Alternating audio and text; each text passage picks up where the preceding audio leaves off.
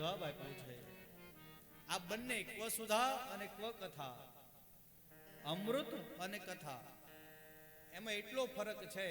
બોલે ક્યાં કાચ અને ક્યાં મણી. મણી અને કાચની ઉપમા આપી છે. શબ્દ વાપર્યો છે કે આ બંને છે ને અમૂલ્ય છે. કથાય અમૂલ્ય છે અને અમૃતય અમૂલ્ય છે.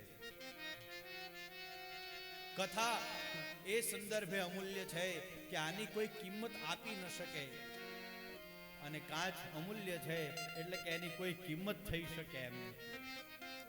અમૃતની કોઈ કિંમત બતાવી નહીં. કીધું કે તારે નક્કી કરવાનું છે કે તારે કથામૃત જોઈએ, કયું અમૃત તારે પીવું છે, તું જે અમૃત નક્કી કરે. બોલે મહારાજ કથામૃત પીશ ને તો હું દીર્ઘજીવી થઈ, દિવ્યજીવી થઈશ, અને આ અમૃતને પીશ તો હું દીર્ઘજીવી થઈશ. મારે દીર્ઘજીવી નથી થવું, મારે દિવ્યજીવી થવું છે. મારે ભગવાનને પ્રાપ્ત કરવા છે, મારે આ અમૃત નથી જોયું. અમૃતની ના પાડી દેવતાઓ જતા રહ્યા. પરીક્ષિતે કથા સાંભળી. 7 દિવસે કથાને સાંભળ્યા પછી એ મુક્તિને પામ્યો. આ બ્રહ્માને ખબર પડી કે માત્ર કથા સાંભળવાથી પરીક્ષિત મુક્તિને પામ્યો. એટલે એણે એક તુલા બંધાવી. પોતે એક બાજુ દરેક શાસ્ત્રોને મૂક્યા અને એક બાજુ શ્રીમદ ભાગવતને મૂક્યું. શ્રીમદ ભાગવતનું શાસ્ત્ર એ શ્રેષ્ઠ સાબિત થયું. તુલા એટલે ત્રાજુ બંધાવીને નહીં. બ્રહ્માએ વિવેક ઉપર અધિષ્ઠિત થયેલી બુદ્ધિ છે, એ બુદ્ધિએ વિચાર્યું, પોતાની બુદ્ધિથી નિર્ણય કર્યો કે શ્રીમદ ભાગવત સાંભળવાથી માણસ મુક્તિને પામે છે.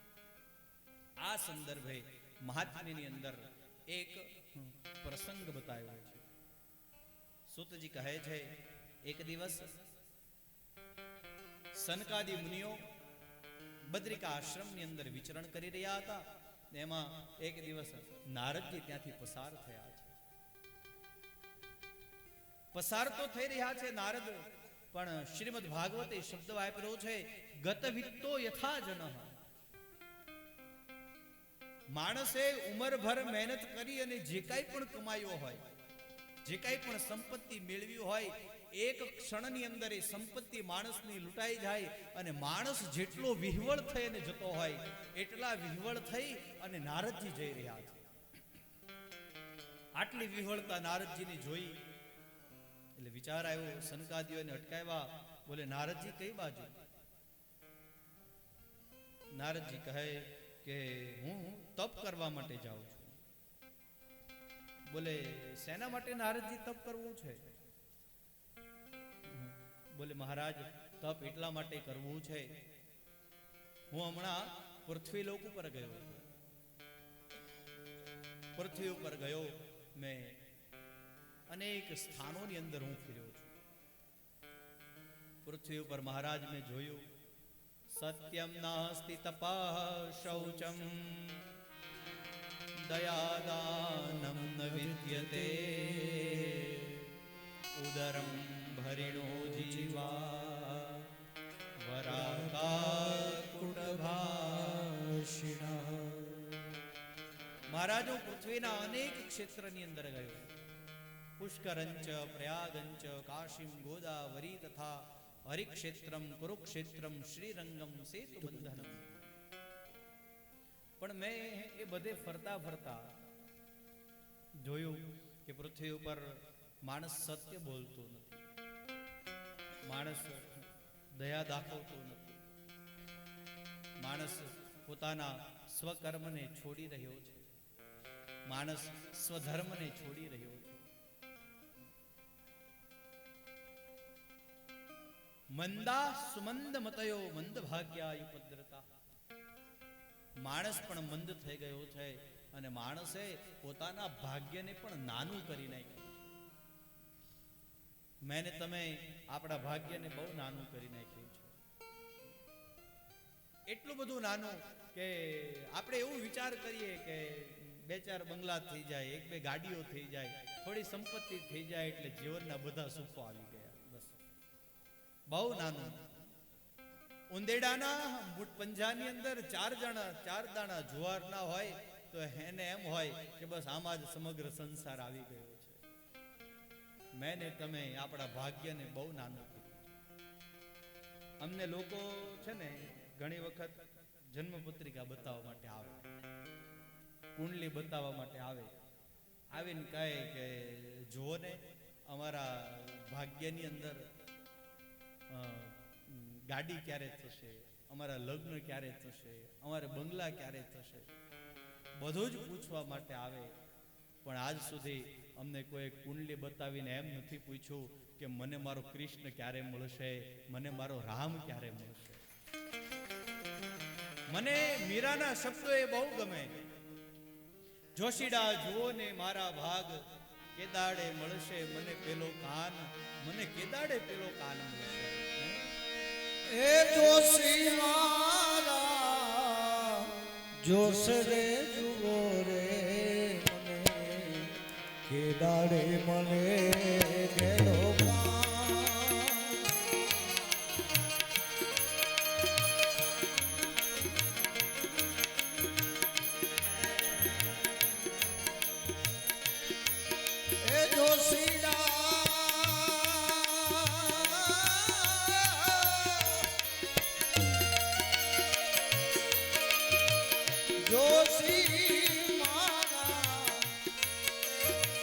જોશ રે જુઓ રે મને,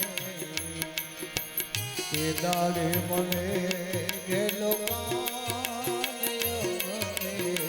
કેદાડે મને ગેલો કાન.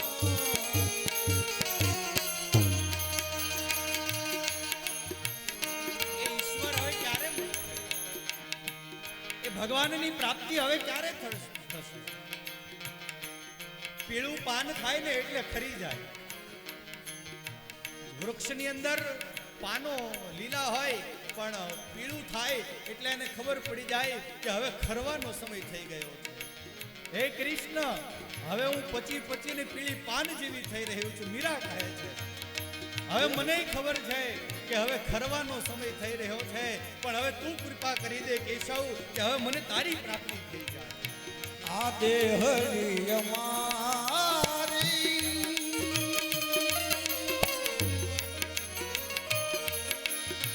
કાયા અમારી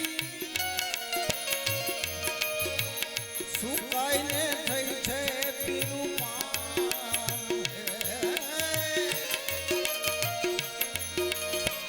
સુકાઈને થઈ છે પીરું પાન. એ જોશી મારા જોશ રે જુઓ મને, કેદાડે મને ગેલો કાન. દુખડાય મારા, અરે સુખડાય મારા,